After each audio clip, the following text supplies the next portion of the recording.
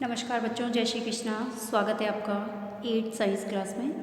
तो बच्चों, आज हम 4th लेसन पढ़ने जा रहे हैं जिसका नाम है पदार्थ, धातु और अधातु।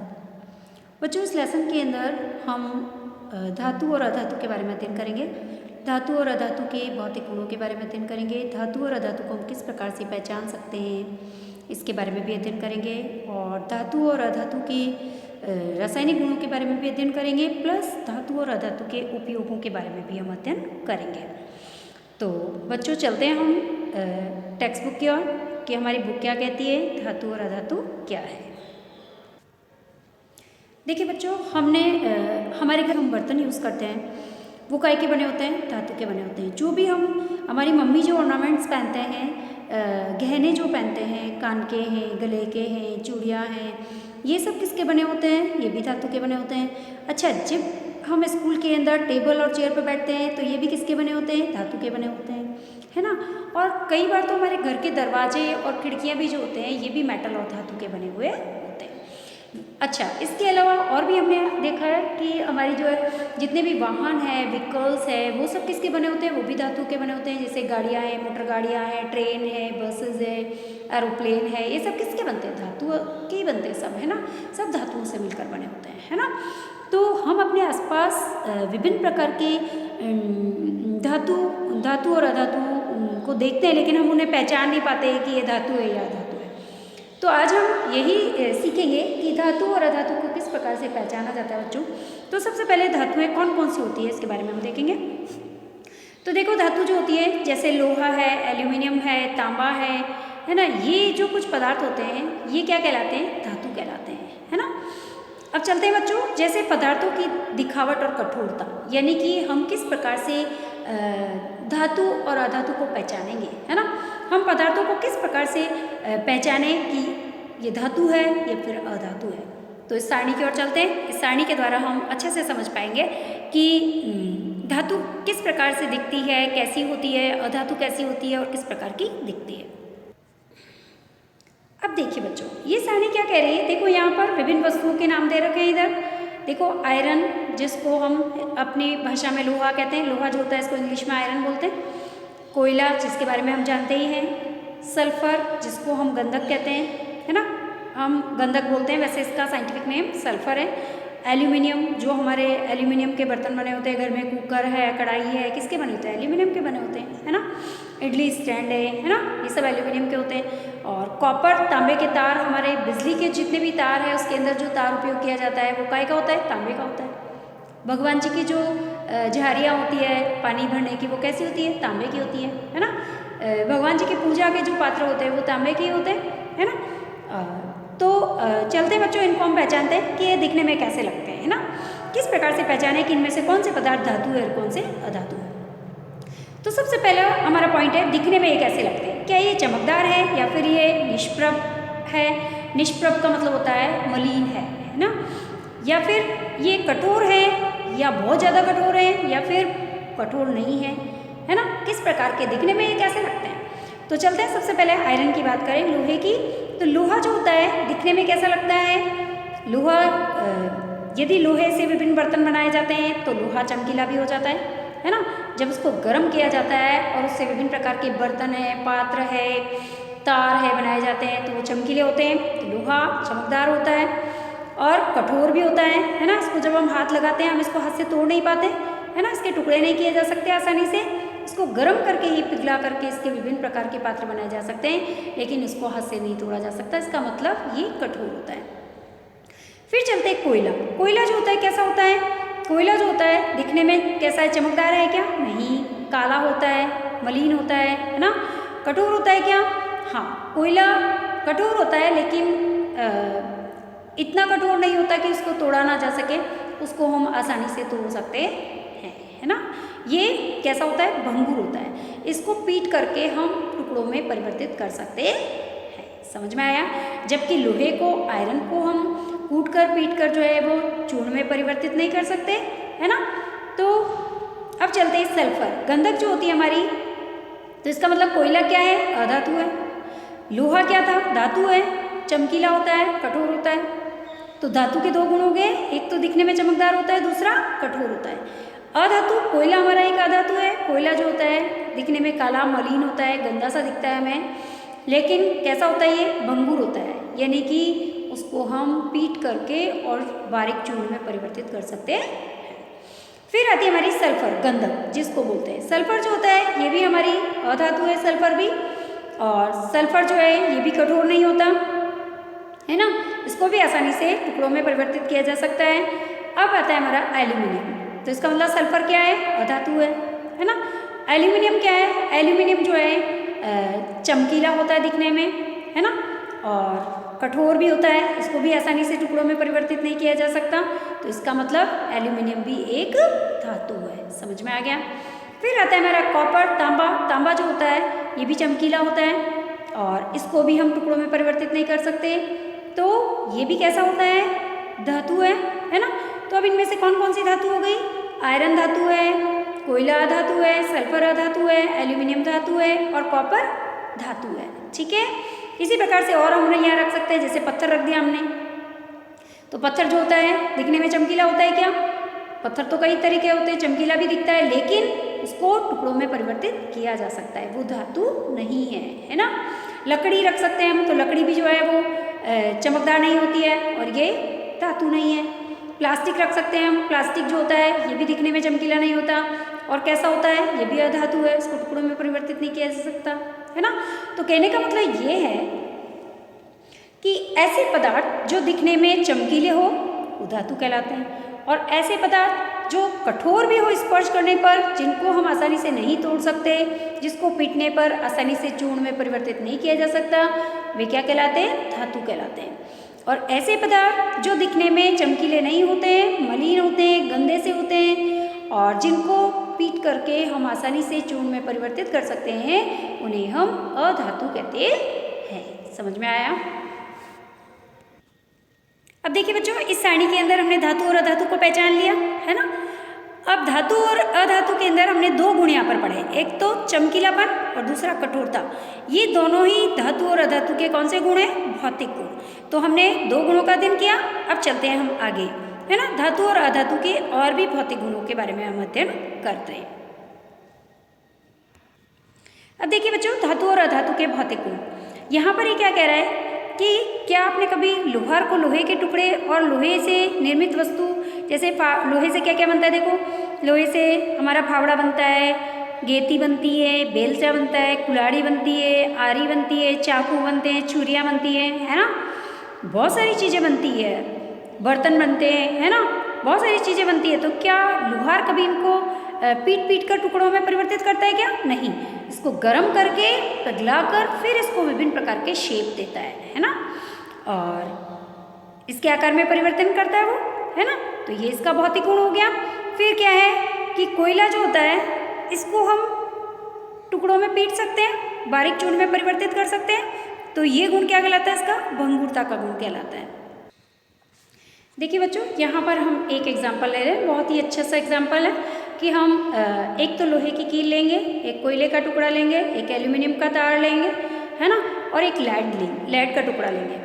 अब हम क्या करेंगे, इनको लेकर के एक हथौड़ा लेंगे और उनसे 1 बाय 1 करके इनको पीटेंगे। तो जब हम इनको पीटते हैं तो हम देखते हैं कि पीटने पर लोहे की कील में किसी प्रकार का कोई परिवर्तन नहीं होता, एल्यूमिनियम के तार में भी किसी प्रकार का कोई परिवर्तन नहीं होता, लेकिन जो हमारा कोयले का टुकड़ा है वो बारीक बारीक चूर्ण में परिवर्तित हो जाता है। तो वो क्यों हो जाता है, क्योंकि इसमें भंगुरता का गुण पाया जाता है। ये अब देखिए बच्चों, ये सारणी क्या कह रही है कि पदार्थों की आघात वर्धनीयता। देखो सारणी 4.2 के अंदर यहाँ पर पदार्थों की आघात वर्धनीयता। आघात वर्धनीयता का मतलब क्या है, आघात वर्धनीयता का मतलब ये होता है कि पदार्थों का वह गुण या धातु का वह गुण जिसके कारण उनको पीट करके शीट में परिवर्तित किया जा सके, या फिर उनको पीट करके विभिन्न प्रकार के आकार दिए जा सके, तो धातु के इस गुण को हम क्या कहते हैं, आघात वर्धनीयता कहते हैं। समझ में आया। आघात मतलब पीटना, है ना, आघात यानी पीटना, वर्धनीयता यानी पीट करके उनके आकार को बढ़ाया जा सके, है ना, तो उसे हम क्या कहते हैं, आघात वर्धनीयता कहते हैं। तो आघात वर्धनीयता के आधार पर यहाँ पर हम देखेंगे कि लोहे की कील जो है, इसको जब हमने पीटा हथौड़े से तो ये चपटी हो गई, कोयले का टुकड़ा जो था वो बारीक चूर्ण में परिवर्तित हो गया क्योंकि ये अधातु है। एल्यूमिनियम का तार जो था ये भी चपटा हो गया, है ना, क्योंकि ये भी धातु है। जबकि पेंसिल की जो लिड थी वो बारीक बारीक टुकड़ों में परिवर्तित हो गई क्योंकि ये अधातु है। समझ में आ गया? तो कहने का मतलब ये है कि धातुएं जो होती है इनमें आघात वर्धनीयता का गुण पाया जाता है। इनको पीट करके इनके शेप में परिवर्तित किया जा सकता है, जबकि शीट में परिवर्तित किया जा सकता है, इनके आकार में परिवर्तन किया जा सकता है। जबकि अधातुएं जो होती है उनको पीट करके हम उनके आकार में परिवर्तित नहीं कर सकते। अब देखिए, हमने देखा कि लोहे की कील और एल्यूमिनियम के तार को पीटने पर उनका आकार परिवर्तित हो गया, और यदि उन्हें अधिक शक्ति से पीटा जाए तो वो शीट में परिवर्तित हो सकते हैं। बिल्कुल सही है। हमने देखा है मिठाइयों के ऊपर जो वर्क लगाया जाता है सजाने के लिए, है ना, बंगाली मिठाई के ऊपर जो वर्क लगा होता है वो किसका होता है? चांदी का ही होता है ना। तो चांदी के जो वर्क होते हैं ये इसी प्रकार से बनाए जाते हैं। एल्यूमिनियम की पन्नी या पर्णिका के द्वारा खाद्य पदार्थों को लपेटने के उपयोग में भी इनका उपयोग किया जाता है। यानी कि जो हम फॉइल पेपर यूज़ करते हैं वो तो एल्यूमिनियम का बना होता है, और मिठाइयों के ऊपर जो वर्क लगाया जाता है वो चांदी का बना होता है। तो ये धातुएं, इसीलिए धातु को पीट करके, गर्म करके और इनसे बारीक पतले पेपर भी बनाए जा सकते हैं, इनके शीट में परिवर्तित किया जा सकता है। तो धातुओं का वह गुण जिसके कारण उन्हें पीटकर शीट में परिवर्तित किया जा सकता है उसको हम आघात वर्धनीयता कहते हैं, और ये धातुओं का एक अभिलाक्षणिक गुण है ना। हम कह सकते हैं कि धातुओं का सबसे पहला गुण क्या है? पहला तो हमने देखा था कि वो दिखने में चमकदार होती है, दूसरा देखा था कठोरता है, तीसरा हमने देखा आघात वर्धनीय होते हैं, यानी कि इनको पीटकर शीट में परिवर्तित किया जा सकता है। लेकिन कोयला और पेंसिल जो है इनमें ये गुण नहीं पाया जाता क्योंकि ये अधातुएं होती हैं। अब देखो बच्चों, क्या प्लास्टिक या लकड़ी के हत्थे वाले जो गर्म धातु के पात्र हैं उनको स्वयं को बिना आघात पहुंचाए पकड़ सकते हैं क्या? पकड़ सकते हैं? शायद नहीं। क्यों? क्योंकि कुछ अन्य अनुभवों की सूची में हम इन्हें बनाने का प्रयास करेंगे, जैसे कि इसमें लकड़ी और प्लास्टिक का हत्था जो होता है हमको हमारे हाथ को गर्म होने से बचाता है, इसीलिए हम इसके अंदर धातु के जो भी पात्र होते हैं हमारे, उनको हम उनके ऊपर जो है लकड़ी और इसके हत्थे बना। तो जितने भी हमारे धातु के बर्तन होते हैं घर के अंदर, किचन के अंदर जो यूज़ होते हैं, उन सभी धातु के पात्रों में हम लकड़ी के और प्लास्टिक के हत्थे लगाते हैं, है ना, थर्मोसेटिंग प्लास्टिक के हत्थे या फिर लकड़ी के हत्थे, ताकि इससे हम उस पात्र को आसानी से गर्म गैस के ऊपर से उठा सकें, है ना। तो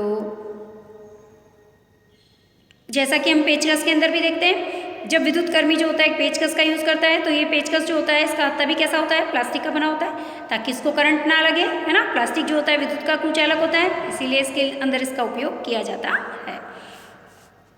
अब देखो बच्चों, अब धातु का एक और गुण पढ़ने जा रहे हैं। अभी तक हमने 3 गुण पढ़े कि धातु जो होती है वो कठोर होती है दिखने में, और चमकीली होती है, और धातु आघात वर्धनीय होती है ना। जबकि अधातुएं जो होती है दिखने में चमकदार नहीं होती है, मलिन होती है। अधातुएं जो होती है कठोर नहीं होती है, भंगुर होती है, और अधातुएं जो होती है आघात वर्धनीय नहीं होती है। अब चौथा गुण हम पढ़ने जा रहे हैं कि धातुएं जो होती है विद्युत की चालक होती है, अच्छी चालक होती है, और अधातुएं जो होती है विद्युत की कुचालक होती है। तो इसके लिए हमने एक विद्युत परिपथ बनाया बच्चों। देखो, हमने ये एक विद्युत सेल लिया है, विद्युत तार लिए हैं, हमने देख रहे हैं आप चित्र के अंदर, और हमने एक कील ली है। अब देखो, हमने चित्रानुसार हमने एक परिपथ बनाया है जिसके अंदर हमने विद्युत तार को सेल के धन टर्मिनल से और ऋण टर्मिनल से जोड़े हैं 2 तारों को, और फिर इनको हमने जो है इसको एक कील से जोड़ते हुए फिर हमने इसको बल्ब से कनेक्ट कर दिया है। तो हम देख रहे हैं कि यहाँ पर जो है वो बल्ब जल रहा है। क्यों? क्योंकि यहाँ पर हमने लोहे की कील लगाई है, और लोहा जो होता है वो विद्युत का सुचालक होता है। इसमें से धातुओं में से विद्युत धारा का प्रवाह आसानी से होता है। तो जब हमने यहाँ पर धातु लगाई है, कील धातु की बनी होती है, लोहे की बनी होती है, तो धातुओं में से विद्युत धारा का प्रवाह आसानी से होता है, इसीलिए ये बल्ब जल रहा है। लेकिन यदि मैं यहाँ पर प्लास्टिक की पिन लगा दूँ, या एक सेफ्टी पिन लगा दूँ, या प्लास्टिक की जो आपकी कपड़े सुखाने वाली पिन लगा दूँ, या प्लास्टिक की कोई चीज़ लगा दूँ, तो मैं देखूँगी, प्लास्टिक का पेन रख दूँ तो मैं ये देखूँगी कि ये बल्ब जो होगा वो बुझ जाएगा, जलेगा नहीं। क्यों? क्योंकि प्लास्टिक जो होता है वो विद्युत का कुचालक होता है, उसमें से विद्युत धारा का प्रवाह आसानी से नहीं होता है। और यदि मैं यहाँ पर लकड़ी का पेन लगा दूँ, या लकड़ी की कोई चीज़ लगा दूँ, लकड़ी की डंडी लगा दूँ, तो भी मैं देखूँगी कि ये बल्ब नहीं जलेगा। ऐसा क्यों हो रहा है? क्योंकि अधातु जो होती है, लकड़ी एक अधातु है, प्लास्टिक अधातु है, और लकड़ी और प्लास्टिक दोनों में ही जो है विद्युत धारा का प्रवाह आसानी से नहीं होता है, इसीलिए ये विद्युत की कुचालक होती है। समझ में आया? तो ये चौथा गुण हो गया हमारा कि धातुएं जो होती है विद्युत की सुचालक होती है, जबकि अधातुएं जो होती है विद्युत की कुचालक होती है। अब देखिए बच्चों, इस सारणी को हम भरेंगे, स्वयं हमें भरना है। परिपथ को बना करके इस तरीके से हमें जोड़ जोड़ कर देखना है ना। तो लोहे की छड़ और कील लगाएंगे तो विद्युत धारा का प्रवाह हो रहा है, यानी कि विद्युत की सुचालक होती है। धातु, लोहा विद्युत का सुचालक है। गंधक, सल्फर को लगाएंगे, सल्फर एक अधातु है, इसमें विद्युत धारा का प्रवाह नहीं होता, तो ये कुचालक होती है विद्युत की। कोयला भी जो होता है इसके अंदर विद्युत धारा का प्रवाह नहीं होता, यह अधातु है, इसीलिए भी विद्युत की कुचालक है। जबकि तांबे का तार जो होता है वो विद्युत का सुचालक है, क्योंकि इसमें से विद्युत धारा का प्रवाह आसानी से होता है, इसीलिए हमारे घरों के अंदर जो विद्युत तार लगे हैं वो सब तांबे के तार के बने हुए होते हैं, क्योंकि उसमें विद्युत धारा का प्रवाह आसानी से होता है, वो विद्युत के अच्छे सुचालक होते हैं। तो समझ में आ गया चौथा गुण कि धातुएं जो होती है विद्युत की सुचालक होती है, जबकि अधातुएं विद्युत की कुचालक होती है। अब देखिए बच्चों, हम अगला गुण पढ़ने जा रहे हैं, धातु और अधातु का भौतिक गुण। अगला गुण है हमारा तन्यता। तन्यता किसे कहते हैं? तन्यता का मतलब ये है कि धातुओं का वह गुण जिसके द्वारा उनको गर्म करके खींचकर तारों में परिवर्तित किया जा सकता है, उसको हम क्या कहते हैं? तन्यता कहते हैं। समझ में आ गया? अब देखो, लोहे के तार बन सकते हैं, एल्यूमिनियम के तार बन सकते हैं, तांबे के तार बन सकते हैं, बनते हैं। तो इसका मतलब कि धातुएं जो होती हैं उनमें तन्यता का गुण पाया जाता है, उनको गर्म करके खींच करके तारों में परिवर्तित किया जा सकता है। जबकि अधातुएं जो होती है, कोयले को हम क्या पीट कर तार में परिवर्तित कर सकते हैं? नहीं कर सकते हैं। तो इसका मतलब ये है, क्या लकड़ी को हम पीट कर तार बना सकते हैं? उसका नहीं बना सकते। क्या प्लास्टिक के तार बना सकते हैं? नहीं बना सकते। तो इसका मतलब ये है कि धातुएं जो होती है उनमें तन्यता का गुण पाया जाता है, उनको खींचकर तारों में परिवर्तित किया जा सकता है, जबकि अधातुओं को खींचकर तारों में परिवर्तित नहीं किया जा सकता। तो धातुएं जो होती हैं उनमें तन्यता का गुण पाया जाता है, जबकि अधातुओं में तन्यता का गुण नहीं पाया जाता है। ठीक है, तो बच्चों आज हमारी क्लास यहीं कंप्लीट होगी। धन्यवाद बच्चों, जय श्री कृष्णा।